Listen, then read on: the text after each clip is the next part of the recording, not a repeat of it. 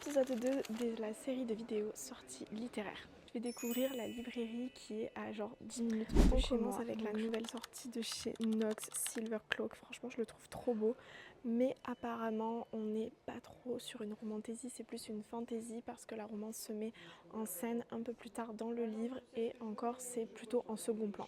On continue avec le nouveau livre de Genevali, donc c'est Filthy Rich Fae, vous en doutez bien, ça va parler de fae et d'humains.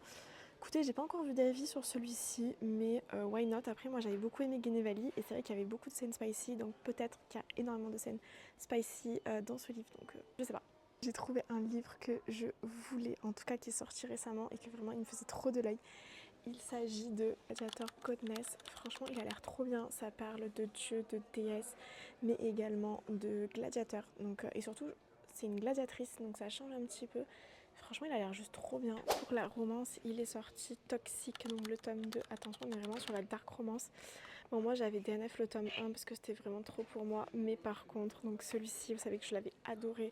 Vraiment, on est sur une ambiance un peu secte. Franchement, c'est trop original, ça change de ce qu'on peut lire, surtout en dark romance. Moi je cherche de l'originalité et du coup il est sorti le tome 2, donc du coup je pense que je vais le prendre parce que je peux pas résister, voilà, il me le faut. Et en romance classique, il est sorti Shaping Love. Alors lui, il faut vraiment que vous le lisiez. On est sur un FF, ça se passe en été et franchement, regardez-moi la dinguerie qu'ils ont fait au niveau du jaspage, une piscine en couverture, genre qui fait ça? Franchement, Solaire, c'est les meilleurs. Dites-vous que je l'ai pas encore lu, mais je sais que ça va être une dinguerie parce que c'est écrit par Élise Giraudot et aussi Manon Lecuyer, mais que je ne connais pas. Mais à partir du moment où c'est écrit par Élise, je sais que ça va être une dinguerie. Du coup, je vais migrer au rayon jeunesse parce que moi, je sais que j'aime beaucoup aussi la littérature young adulte. Et en jeunesse, on a vraiment du beau monde. On commence avec une saison pour mourir. On est sur un thriller young adulte que j'ai terminé. Vous avez aimé Nous les menteurs, vous allez kiffer celui-ci. On est dans la même vibe, même ambiance été avec d'adolescents qui sont assez riches. Bref, franchement, ça se lit assez vite. Ensuite, je voulais vous parler quand même de La mémoire des vaincus de Bleuhen.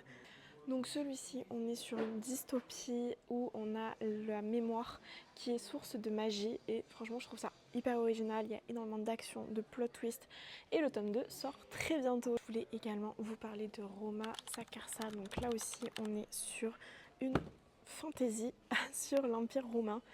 Et franchement, déjà le jaspage, non mais regardez-moi la qualité. Vente de fou celui-ci, donc peut-être que je vais craquer aussi. Pour finir, je vais vous parler de Naufrageuse. Donc là, on est sur une fantasy qui se passe en Bretagne, donc on est vraiment dans le thème. C'est Maïwenn Alix et je sais qu'elle écrit trop bien parce que j'avais aimé ses précédents livres.